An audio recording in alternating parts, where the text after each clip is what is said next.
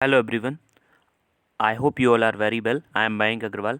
आज हम इस वीडियो में द हिंदू एडिटोरियल्स का एनालिसिस करेंगे। सबसे पहले देख लेते हैं कौन से एडिटोरियल्स जो हैं एग्ज़ाम के पर्सपेक्टिव से, कौन से एडिटोरियल्स जो हैं वो इम्पोर्टेंट हैं। सबसे पहला जो एडिटोरियल है इसमें बात कर रहा है जो अभी पर्टिकुलरली टसल चल रहा है आंध्र प्रदेश हाई कोर्ट और जो पर्टिकुलरली आंध्र प्रदेश गवर्नमेंट है उसके बीच में। तो उसमें सुप्रीम कोर्ट ने इंटरफेयर किया है, उसका कॉन्टेक्स्ट भी आगे देखेंगे। नेक्स्ट ये आर्टिकल बात कर रहा है जो टेक्निकली इंडिया जो है वो एक रिसेशन की सिचुएशन में है। तो उसके ऊपर ये आर्टिकल बात करता है कि आगे आने वाले टाइम में क्या सिचुएशन होने वाली है इंडिया में फॉर द ग्रोथ। गवर्नमेंट की किस तरह से पॉलिसी होनी चाहिए, मॉनेटरी पॉलिसी क्या होनी चाहिए और गवर्नमेंट को किस तरह से इंटरवीन करना चाहिए इन सिचुएशन को लेके। ये बात इस आर्टिकल में की जा रही है।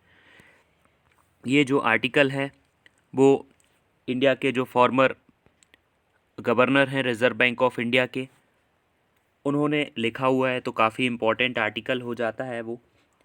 ये जो थर्ड आर्टिकल है वो बात कर रहा है जो पर्टिकुलरली अभी जो ब्रिस्टन जो एप्पल की पार्ट्स मेकिंग एक कंपनी है जो कि ताइवान की कंपनी है जो बेंगलुरु में अपना वर्क कर रही थी। तो उधर पे जो वहाँ के वर्कर्स हैं उन्होंने प्रोटेस्ट किया जिसके बेसिस पे कंपनी को बहुत ज़्यादा लॉस हुआ।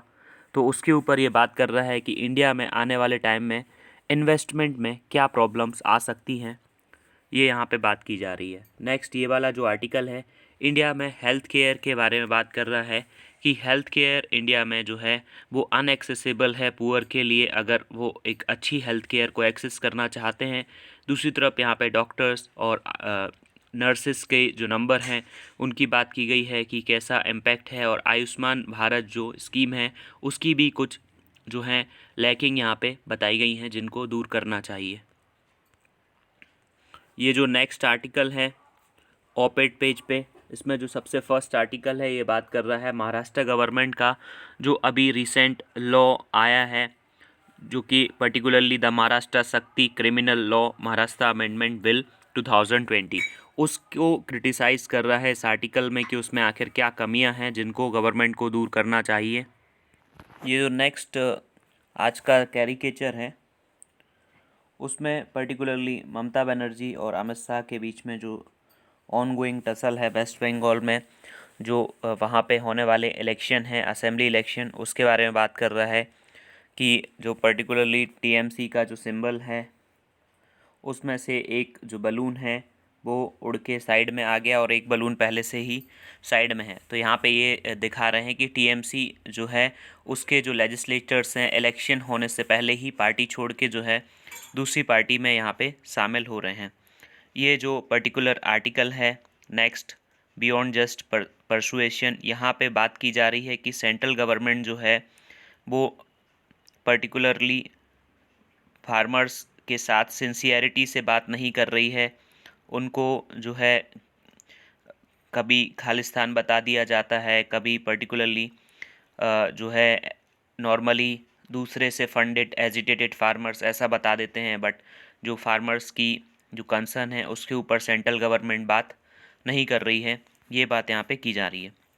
सबसे पहला जो आर्टिकल है आज का, इसमें बात की जा रही है कि जो सुप्रीम कोर्ट है उन्होंने फ्राइडे को आंध्र प्रदेश हाई कोर्ट का जो ऑर्डर उन्होंने दिया था जुडिशियल इंक्वायरी करने का आंध्र प्रदेश में कि कहीं पे कोई कॉन्स्टिट्यूशनल ब्रेकडाउन है क्या आंध्र प्रदेश में, और जो वाई एस जगन मोहन रेड्डी जो वहाँ के चीफ मिनिस्टर हैं उनके अगेंस्ट ये एक तरह से दिया गया ऑर्डर था।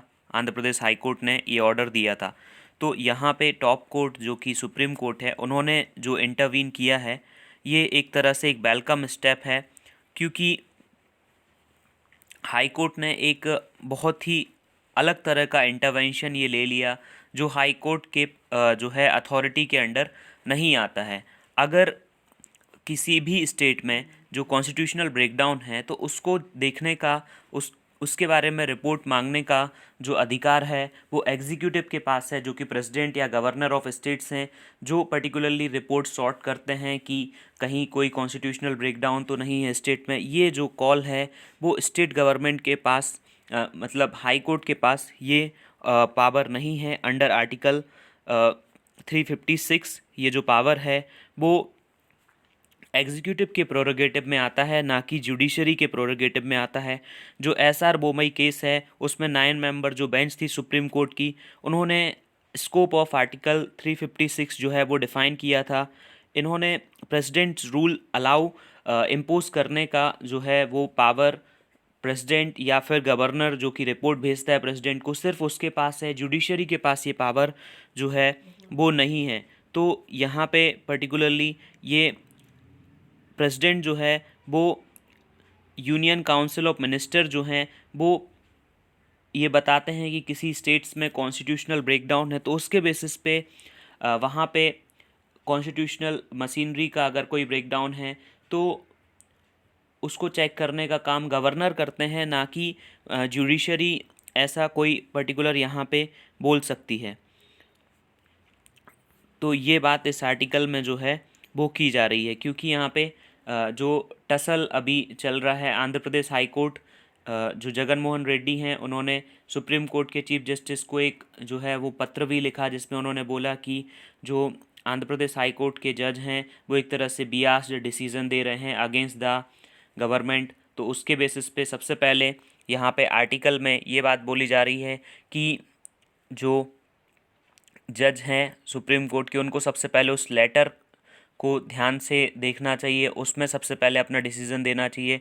और ये एक तरह से वेलकम स्टेप है कि उन्होंने जुडिशरी को आर्बिट्रेली एग्जीक्यूटिव के वर्क में इंटरफेयर करने के पावर से रोक लिया। नेक्स्ट ये जो आर्टिकल है इसमें बात की जा रही है कि सैटरडे को जो global personal technology major Apple है उन्होंने प्रोडक्शन जो ऑर्डर्स हैं होल्ड पे रख दिए। ताइवान का जो सप्लायर है ब्रिस्टन, जिसकी जो यूनिट है वो बेंगलोर में है। तो यहाँ पे जो है वो इंडस्ट्रियल अनरेस्ट, सबसे बड़ा इंडस्ट्रियल अनरेस्ट हुआ अभी एक पर्टिकुलर एक डिकेड का, रिसेंट ईयर्स का। तो न्यू फैसिलिटी जो उन्होंने कोलार में सेटअप की है कर्नाटका के आईफोन को मैन्युफैक्चर करने की। अब यहाँ पे वायलेंस जो है ब्रेकआउट हुआ एक यूनिट में दिसंबर 12 को, जिसमें कि सेवरल जो वर्कर्स हैं उन्होंने स्लोगन रेस किए, प्रोटेस्ट किया against non payment of their dues. तो जो प्रोटेस्ट है जिसकी वजह से कोलार में कम से कम 437 करोड़ रुपीस का जो है डैमेज हुआ। और सेंटर और स्टेट गवर्नमेंट दोनों ने इसके ऊपर इलेक्ट्रिसिटी से बहुत जल्दी ही इसके ऊपर जो है वो अपना रिएक्शन दिया। और जो जो प्रोजेक्ट है उसकी इम्पोर्टेंस इंडिया के लिए काफ़ी बढ़ जाती है, बिकॉज इंडिया के बहुत सारे वर्कर्स यहाँ पे इन्वॉल्व हैं। एटलीस्ट 1200 जो हैं वो परमानेंट वर्कर हैं, 8000 जो हैं वो कॉन्ट्रैक्ट वर्कर हैं। और दूसरा जो ईज़ ऑफ डूइंग बिजनेस है उसका भी एक तरह से यहाँ पे अगर कुछ भी होता है तो आगे आने वाले जो इन्वेस्टमेंट के पर्सपेक्टिव हैं उसमें बहुत ज़्यादा ही प्रॉब्लम हो सकती है कि पर्टिकुलरली जो भी वर्कर्स हैं। अब इसके बाद given the importance of product India to establish its credential at an alternative manufacturing base to China. अब इंडिया की बात की जाए तो इंडिया का मेन एम ये है कि एक अल्टरनेटिव प्रोडक्ट बेस यहाँ पे वो बनाए, इन्वेस्टमेंट का माहौल यहाँ पे बनाए, मैन्युफैक्चरिंग का माहौल यहाँ पे बनाए, जिससे यहाँ के युवाओं को जॉब मिल सके। लेकिन अगर ऐसा ही चलता रहा तो आने वाले टाइम में कोई भी बाहर से आने वाली कंपनी, आप खुद सोचिए कि कोई भी कंपनी जो बाहर से आ रही है अगर वो उसके स्टाफ की सेफ्टी और उसका जो प्रोडक्ट है उसकी सेफ्टी, कंपनी की जो ऑफिस है उसकी सेफ्टी के बिना वो इन्वेस्टमेंट यहाँ पे नहीं करेगी। अब जो ताइवान है उससे भी इंडिया के रिलेशन काफ़ी अच्छे हो गए थे, लेकिन इसके बाद अब जो अलग अलग जो कंपनीज़ हैं वो अगर ऐसा माहौल देखेंगी तो वो आने वाले टाइम में स्वाभाविक सी बात है they will not invest in India. तो अगर वो इंडिया में इन्वेस्टमेंट नहीं करेंगे तो इसकी वजह से फिर जो चाइना के अगेंस्ट इंडिया को कुछ भी करना है, अपने यहाँ पे प्रोडक्ट्स इन्वेस्टमेंट कराना है अदर कंपनी से, तो वो एक तरह से हेल्ट हो जाएगा। यहाँ पे एलआरसिटी से इन्होंने रिएक्शन लेते हुए 160 पीपल को जो है अरेस्ट भी कर लिया। और सेंटर गवर्नमेंट ने जो है बीएस येदियुरप्पा की जो गवर्नमेंट है वहाँ पे उनसे भी बोला है कि एक तरह से इंक्वायरी की जाए और आइडेंटिफाई किया जाए उस पर्सन को जिसने भी ये पूरा वायलेंस जो है वो एरप्ट करवाया। अब यहाँ पे प्राइम मिनिस्टर की बात की जाए तो वो भी उनके बारे में भी ऐसी बात बोली जा रही है कि वो भी एक तरह से वेरी वरीड हैं, क्योंकि ये जो सिचुएशन है देखा जाए तो प्राइम मिनिस्टर जो है वो अर्ली ईयर्स से, जब वो गुजरात के सीएम थे उस समय से ही वो जो अपना वहाँ पे इन्वेस्ट इन गुजरात जो है उन्होंने एक तरह से जो वर्ल्ड के डिफरेंट जो इंडस्ट्रियलिस्ट हैं उनसे बात करके वहाँ पे इन्वेस्टमेंट कराया। तो अगर वो एक तरह से फोर फ्रंट पे हैं और जब वो इन्वेस्टमेंट लेके आ रहे हैं ऑल ओवर वर्ल्ड से इंडिया में, तो उसके बाद अगर ये सारी चीज़ें होती हैं तो इससे एक तरह से जो देश है, अपनी जो कंट्री है, उसकी जो छवि है उस पर भी इम्पेक्ट पड़ता है कि यहाँ पे जो लोग हैं, यहाँ के जो रूल्स एंड रेगुलेशन हैं वो उतने पावरफुल नहीं हैं कि लोगों को जो है वायलेंस करने से रोक सकें। दूसरी चीज़ यहाँ पे बात की जाए कि करंट गवर्नमेंट ने जो एक तरह से अभी जो लेबर सिक्योरिटी कोड बिल जो लेके आए हैं, लेबर कोड बिल लेके आए हैं 344 जो लेबर कोड बिल्स थे उनको हटा के जो 4 बिल लेके आए हैं, तो उसके बेसिस पे अभी लेबर यूनियन से गवर्नमेंट ने कोई भी बात नहीं की है। उनका जो प्रोटेस्ट करने का जो वो तरीका था उसको भी चेंज कर दिया गया है। तो जिसके बेसिस पे यहाँ पे ये सारा जो काम है वो हो रहा है।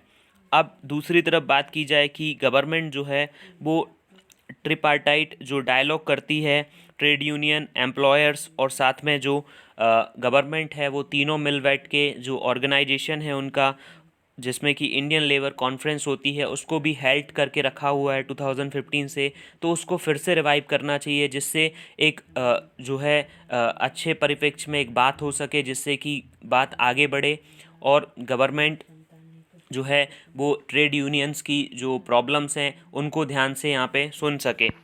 अब ये जो नेक्स्ट आर्टिकल है इसमें बात की जा रही है यहाँ पे पर्टिकुलरली जो इंडिया में यहाँ बात की जाए तो जो ये ईयर है, स्टार्टिंग होती है आर्टिकल की, ये एक एक्स्ट्रा ऑर्डिनरी ईयर है जिसमें कि एक रीसेंट मेमोरी में ये आप सोचेंगे कि इसमें जो भी इकोनॉमिक क्राइसिस आया है वो एक नॉन इकोनॉमिक फैक्टर से आया है। पहले कोई भी क्राइसिस आता था तो जैसे अमेरिका में 2008 में सब प्राइम क्राइसिस आया था, या उसके पहले देखा जाए तो डॉट कॉम बबल था। तो ये सारा जो था वो इकोनॉमिक फैक्टर से रिलेटेड था, लेकिन इस बार देखा जाए तो ये जो भी इकोनॉमिक क्राइसिस है वो नॉन इकोनॉमिक फैक्टर से आया है, जो कि एक पैंडेमिक है। पैंडेमिक मींस बहुत सारे प्लेसेस में वो फैली हुई है, नोबल कोरोना वायरस पैंडेमिक, जिससे कि पूरी इकोनॉमी एक हेल्ड पे आ गई और बहुत एक्शन गवर्नमेंट ने लिया इसको जो है प्रिवेंट करने के लिए। लॉकडाउन जैसे जो है वो मेज़र यहाँ पे लिए गए और जिसकी वजह से इकोनॉमी एक तरह से सीवियरली हिट हुई।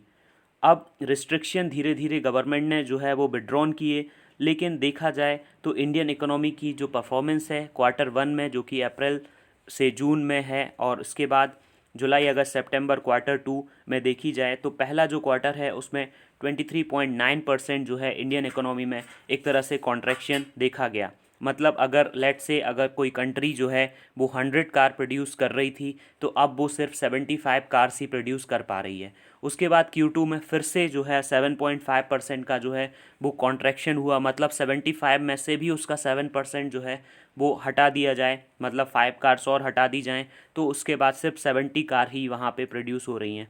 तो ये एक तरह से देखा जाए तो इकोनॉमी में ये डिक्लाइन हो रहा है, जो बढ़ोतरी है, जो बढ़त है वो नहीं आ रही है। अब यहाँ पे जो न्यू ईयर स्टार्ट होने वाला है तो बहुत सारे जो क्वेश्चंस हैं वो आपके माइंड में आने चाहिए, जैसा कि इंडियन इकोनॉमी जो है वो क्या होने वाली है, उसकी परफॉर्मेंस 2021-22 के लिए क्या पर्सपेक्ट्स हैं, क्या सोचा है गवर्नमेंट ने, मॉनेटरी पॉलिसी कैसे रहने वाली है।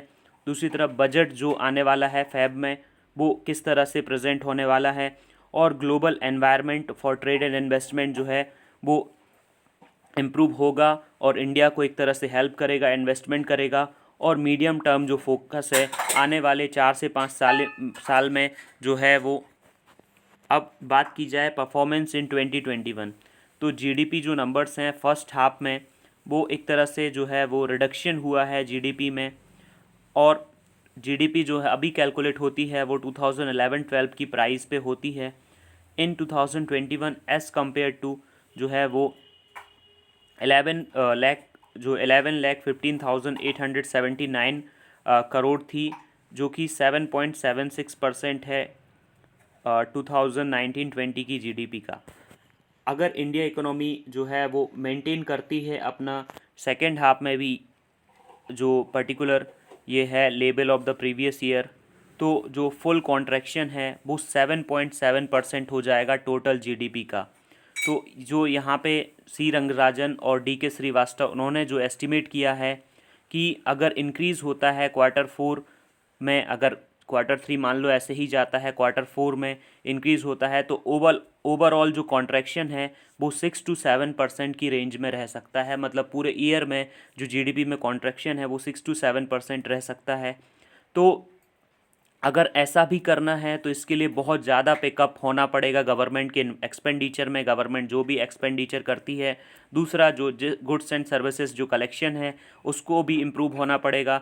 दूसरा जो कोल, स्टील और सीमेंट का जो आउटपुट है और मैन्युफैक्चरिंग सेक्टर में जो ग्रोथ है उसको भी एक तरह से बहुत अच्छा होना पड़ेगा, तब जाके हालांकि जो हॉस्पिटैलिटी सेक्टर है उसमें जैसे कि टूरिज़्म हो गया, होटल इंडस्ट्री हो गई, इसमें इम्प्रूवमेंट जो है वो ना भी आए, लेकिन अदर सेक्टर्स में अगर इम्प्रूवमेंट आएगा तो जो इकोनॉमी है वो 6 to 7% ही कॉन्ट्रैक्ट करेगी ऑल ओवर ईयर में। अब यहाँ पे बात की जाए कि इंटरनेशनल मॉनेटरी फ़ंड उन्होंने भी एस्टिमेट किया है कि इंडिया की जो इकोनॉमी है वो 10.3% डिक्लाइन होगी।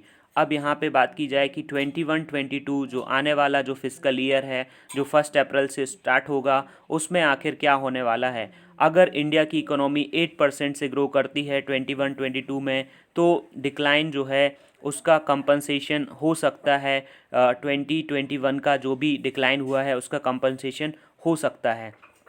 तो अगर इकोनॉमी में 8% का जो पिकअप आता है 21-22 में, तब वो 2019-20 के लेवल में वापस आएगी। तो इसका मतलब 2 साल ने एक दूसरे को कैंसिल आउट कर दिया, अपन जहाँ से शुरू किया था वहीं पे स्टार्ट हो गए हैं। तो कोविड-19 के जो रिस्ट्रिक्शन है उनको विड्रॉ करने के बाद जो सिचुएशन है वो नॉर्मल हो रही है धीरे धीरे। ग्रोथ इंजन जो है वो आगे बढ़ रहा है।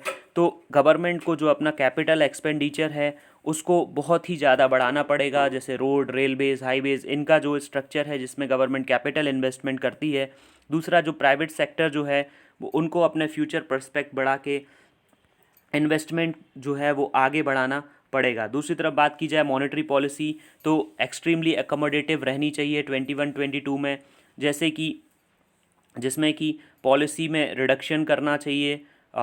दूसरा लिक्विडिटी, जो कि बहुत सारे जो मेजर्स लेती हैं आरबीआई, जैसे कि एसएलआर, सीआरआर को कम करके। दूसरा जो रेगुलेटरी चेंजेस हैं, जैसे कि मॉरेटोरियम प्रोवाइड करके कि लोन 6 मंथ बाद में पे करना है। तो एक तरह से इस तरह से जो आरबीआई है वो हेल्प कर सकती है। दूसरा यहाँ पे आगे बात की जाए कि फिस्कल इनिशिएटिव, तो गवर्नमेंट का जो इन्वेस्टमेंट है, एक्सपेंडिचर है, वो एक मेजर रोल प्ले करेगा सिचुएशन को वापस से रिवाइव करने में। तो जैसे कि परफॉर्मेंस ऑफ कुछ सेक्टर्स हैं, जैसे पब्लिक एडमिनिस्ट्रेशन है, डिफेंस है, कुछ अदर सर्विसेज हैं, जो कि पॉलिसी इंटरवेंशन जिसमें बहुत ज़रूरी है, तो वो एक तरह से डिसअपॉइंटेड कर रहे हैं 2021 में। अब यहाँ पे इस सेक्टर में देखा जाए तो कॉन्ट्रैक्शन देखा गया 12.2% में। अब अगर गवर्नमेंट खुद ही इन्वेस्टमेंट का माहौल नहीं बना रही है, गवर्नमेंट खुद एक्सपेंडिचर नहीं कर रही है, तो फिर प्राइवेट एक्सपेंडिचर कैसे बढ़ेगा। क्योंकि जब गवर्नमेंट अगर कोई भी इन्वेस्टमेंट करती है तो उसके पीछे जो प्राइवेट सेक्टर है वो भी अपना इन्वेस्टमेंट करता है। तो ये बात यहाँ पे की जा रही है। नेक्स्ट यहाँ पे बात है कि ग्रोथ एंड इन्वेस्टमेंट, अगर कोविड-19 के इफ़ेक्ट्स को कम्बैट करना है तो फास्टर इकोनॉमिक ग्रोथ होनी चाहिए।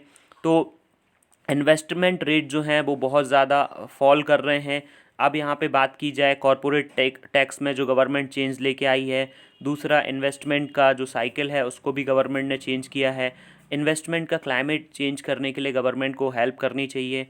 जो गवर्नमेंट का नेशनल इंफ्रास्ट्रक्चर पाइपलाइन का प्रोजेक्ट है 100 लाख करोड़ का, वो एक अच्छा ग्रोथ का इनिशिएटिव हो सकता है, जिससे आगे आने वाले टाइम में जो ग्रोथ है वो बढ़ सकती है। इसी तरह से गवर्नमेंट को और जो है पर्टिकुलर रिफॉर्म लेके आने चाहिए। अब यहाँ पे इंडिया जो है 5 ट्रिलियन इकोनॉमी 2025 तक बनना चाहता था, बट यहाँ पे जो आइडिया है वो एक डिस्टेंट गोल की तरह है कि अब वो बड़ी मुश्किल से ही होने वाला है, बिकॉज इंडियन इकोनॉमी अभी 2.7 ट्रिलियन डॉलर के करीब है, और अगर इंडिया को जो है अपना 5 ट्रिलियन डॉलर का गोल अचीव करना है तो 5-6 ईयर्स तक उनको 9% की ग्रोथ की ज़रूरत है। तो एक तरह से ये चैलेंज है, और जॉब्स और एम्प्लॉयमेंट जो है वो ग्रोथ से ही आने वाले टाइम में आएंगे। तो वो ग्रोथ से अलग नहीं है, अगर ग्रोथ आती है तो जॉब और एम्प्लॉयमेंट दोनों आएंगे। तो यहाँ पे पॉलिसी मेकर्स जो हैं उनको ग्रोथ पे फोकस करना चाहिए। Thank you very much.